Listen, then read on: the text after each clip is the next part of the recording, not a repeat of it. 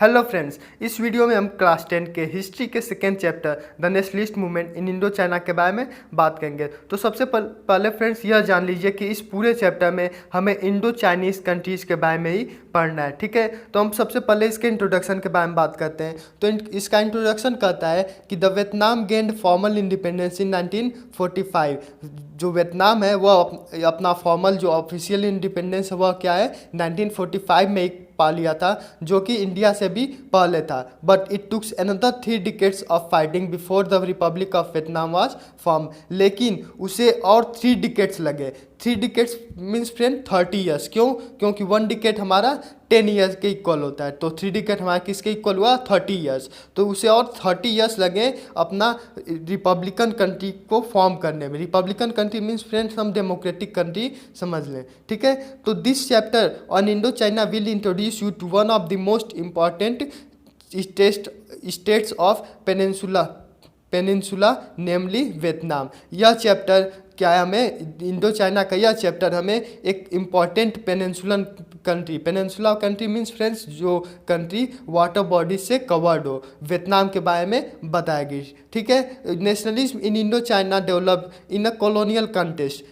Indo China में nationalism कैसे develop हुआ? कोलोनाइजेशन की वजह से हुआ। ठीक है, the knitting together of a modern Vietnamese nation that brought the different communities together was in part the result of colonialization, but as importantly it was shaped by the struggle against colonial domination. Knitting means होता है friends बुनना। the formation of modern Vietnamese nation that brought the different communities together was in part जो modern Vietnamese communities का formation था वह क्या है part में था। मीन्स बहुत स्लो हम कह सकते हैं, वह स्लो था कोलोनाइजेशन टाइम। बट जो उसका मेन शेपिंग हुआ था, मेन उसका स्ट्रांगनेस हुआ था वह क्या है जब एंटी कॉलोनियल मूवमेंट स्टार्ट हुआ था, तो वह क्या है उस टाइम और स्ट्रांग हो गया था। ठीक है, और जो वियतनामीज कंट्री थी वो उस टाइम और क्या है उसके अगेंस्ट आ गई थी। ठीक है, if you see the historical experience of Indo China in relation to that of India,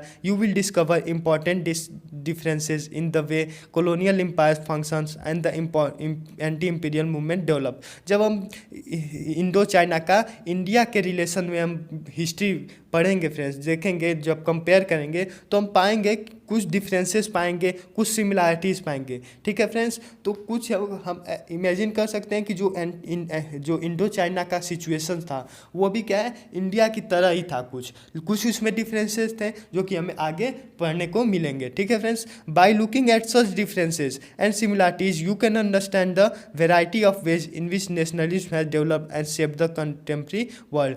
इन तरह की डिफरेंसेस और सिमिलैरिटी को देखते हुए हम इमेजिन कर पाएंगे, हम सोच पाएंगे, हम समझ पाएंगे कि आखिर उस समय कोलोनाइजेशन क्या है या नेशनलिज्म जो मूवमेंट स्टार्ट हुआ था या नेशनलिज्म जो फीलिंग स्टार्ट हुई थी इंडो चाइनीज़ कंट्रीज़ के लोगों में वह कैसे डेवलप हुआ था। ठीक है फ्रेंड्स, अब हम बात करेंगे emerging from shadow of China के।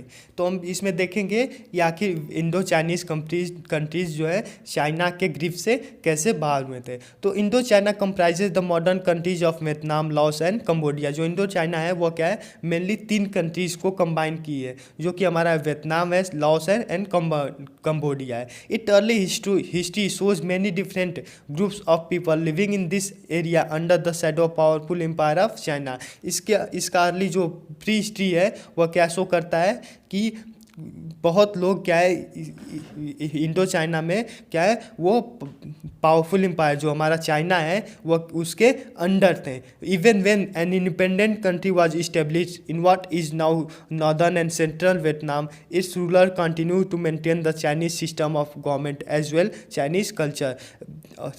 ठीक है, मीन्स कि जब वियतनाम जो कि नॉर्थ और साउथ वियतनाम के रूप में जब आज़ाद हुआ था, जब इंडिपेंडेंट हुआ था चाइना से, तब भी उस वहाँ के रूलर्स क्या हैं Chinese government system and Chinese culture को क्या है बरकरार रखें, वो कंटिन्यू रखें। ठीक है, Vietnam was also link to what has been called the maritime silk route that bought in goods people and ideas. Vietnam क्या है लिंक किससे लिंक है मैरीटाइम सिल्क रूट से भी, जो कि उस टाइम बहुत बड़ा रूट माना जाता था ट्रेड के लिए। ठीक है, उससे भी लिंक था। ठीक है। Other networks of trade connected to it to the hinterland where non Vietnamese people such as the Khmer Cambodians live, ठीक है। अदर नेटवर्क्स इसके क्या थे ट्रेड के, वो हिंटरलैंड के वो क्या थे, नॉन वियतनामीज पीपल थे जो कि खेमर कंबोडिया में रहते थे, ठीक है। अब हम देखते हैं कॉलोनियल डोमिनेशन एंड रेजिस्टेंस। तो colonisation of Vietnam by French bought the people of the country into conflict with the colonisers in all areas of life. तो जब फ्रेंच ने वियतनाम पे अपना कंट्रोल ग्रिप बनाया, जब कंट्रोल किया, तो क्या है वियतनामीज के साथ उनका जो है हर क्षेत्र में क्या है कॉन्फ्लिक्ट होना स्टार्ट हुआ, ठीक है। The most visual form of French control was military. जो मोस्ट फ्रेंच का विजुअल फॉर्म था कंट्रोल का, वह क्या था, मिलिट्री था एंड इकोनॉमिक डोमिनेशन था। By but the French also build up system that try to reshape the culture of Vietnamese. लेकिन फ्रेंच ने क्या किया, वियतनाम के कल्चर को भी रिसेप करना चाहा, मीन्स अपने हिसाब से उन्हें ढालना चाहा, ठीक है। Nationalism in Vietnam emerged through the effort of different sections of society to fight against the French and all they represented। जो नेशनलिज्म था वियतनाम में वह इमर्ज होना स्टार्ट हो गया, वह स्टार्ट हो गया कि फाइट करने, वियतनामीज जो पीपल थे वो क्या है फाइट करने लगे अपने कोलोनाइजर्स के अगेंस्ट में, जो कौन थे, फ्रेंच थे, ठीक है। French troops landed in Vietnam in 1858 and by the mid-1880 they had established a firm grip over the northern region। जो फ्रेंच आर्मी थी वह क्या है वियतनाम में 1858 में लैंड की और 1880 तक वह क्या है अपना पावर वहाँ पे जमा ली। अब ठीक है, इसके किस रीजन में, नॉर्थ रीजन में। After the Franco Chinese war the French assumed control of Tonkin and Annam and in 1887 French Indo China was form. Franco Chinese war के बाद क्या है फ्रेंच ने टोंकिंग और अनन पे 1887 तक अपना पूरा कंट्रोल जमा लिया, जिसकी वजह से क्या है French Indo Chinese China form हुआ, ठीक है। In the following decades the French sought to consolidate their position and people in Vietnam began reflecting on the nature of the loss that Vietnam was suffering. इसके बाद क्या है French ने क्या है लोगों के ऊपर अपना क्या कंट्रोल क्या है जमाना स्टार्ट कर दिया, जो कि विजुअल था, क्लियरली विजुअल था। किससे, जो लॉस, जो वियतनामीज पीपल थे जो लॉस वो सफ़र कर रहे थे, उससे वो क्या है क्लियरली विजिबल था। Nationalist resistance developed out of this reflection. इसकी वजह से क्या है नेशनलिज्म जो था वो धीरे धीरे ग्रो अप होने लगा, ठीक है। The famous blind poet Nguyen Dinh Chieu 1882 तक 1888 तक थे ये, तो beyond what was happening to his country. जो एक फेमस पोएट थे जो न्यूगिन डिन च्यू थे, उन्होंने इसके ऊपर एक आर्टिकल लिखा था, एक पोएम लिखी थी, जो कि आप पढ़ सकते हैं, ठीक। तो बात करते हैं why the French thought colonies necessary. So colonies were considered essential to supply natural resources and other essential goods. तो कॉलोनीज क्यों इसेंशियल थी, नेचुरल रिसोर्सेज और अदर इसेंशियल गुड्स जो थे उन्हें सप्लाई करने के लिए अपने कंट्रीज़ में वो क्या है उनके लिए कॉलोनीज क्या है नेसेसरी थी, ज़रूरी थी। Like other western nations France also thought it was the mission of advance European countries to bring the benefits of civilisation to backward people. और वेस्टर्न कंट्रीज की तरफ भी फ्रेंच का भी क्या मानना था कि अब हमारा मिशन है जो गॉड गिफ्टेड है कि हम क्या है बैकवर्ड पीपल्स को क्या है सिविलाइजेशन लाएँ, ठीक है। The French began by building canals and draining the lands in Mekong Delta to increase cultivation। जो फ्रेंच थे वो क्या है स्टार्ट किए कैनल्स और ड्रेनिंग लैंड्स बनाना मेकोंग में, क्यों, कल्टीवेशन और इंक्रीज करने के लिए। The vast system of irrigation works canals and earth works build many with forced labours increase rice production and allowed the export of rice to the international market. और इस तरह से क्या है उन्होंने जो राइस प्रोडक्शन था वो क्या है और बहुत ज़्यादा बढ़ा दिया और इसका जो है इंटरनेशनल मार्केट में क्या है सप्लाई करना स्टार्ट कर दिया। क्यों, क्योंकि जो कंट्रीज थी, जो फ्रेंच था, उसका मेन मोटो कॉलोनाइजेशन का यही था friends, to earn more and more profit, किसी भी तरह प्रॉफिट अर्न करना इन टर्म्स ऑफ मनी, ठीक है। This the area under rice cultivation went up from 274 hectare in 1870 3 to 1.1 million hectare in 1900 and 2.2 million in 1930।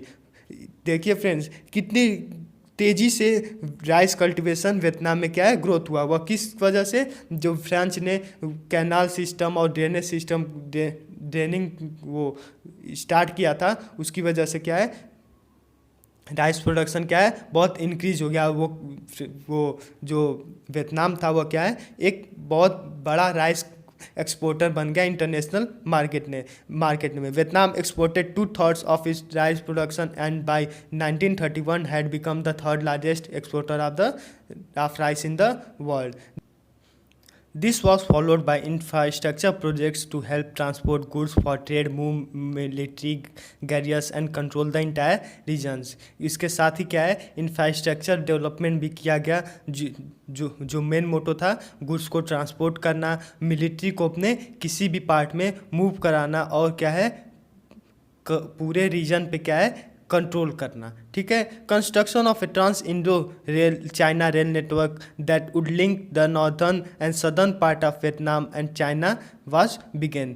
Construction of trans Indo China rail, यह क्या था link करता था southern part of Vietnam को China से। ठीक है, this final link with Yunnan in China was completed by 1910 तक। यह लिंक क्या है यूनान से कंटिन्यू किया गया जो कि कंप्लीट हुआ 1910 में। The second line was also build linking Vietnam to Siam. Second line भी बिल्ड किया गया जो कि लिंक करता था वियतनाम को सियाम से, as Thailand was then called. उस समय क्या है जो थाईलैंड कहा जाता था। Via the Cambodian capital of Phnom Penh. By the 1920 to ensure higher level of profit for their business, French businesses interest were pressuring the government in Vietnam to develop infrastructure further। 1920 तक एक higher profit earn करने के लिए जो French businessman थे वो क्या है गवर्नमेंट पे प्रेशर बनाने लगे कि उस वियतनाम को इंफ्रास्ट्रक्चर को और डेवलप करना। तो धन्यवाद फ्रेंड्स, अगर आपको यह वीडियो पसंद आई है तो लाइक सब्सक्राइब और शेयर करना न भूलें। नेक्स्ट वीडियो के साथ आपसे जल्द मिलें।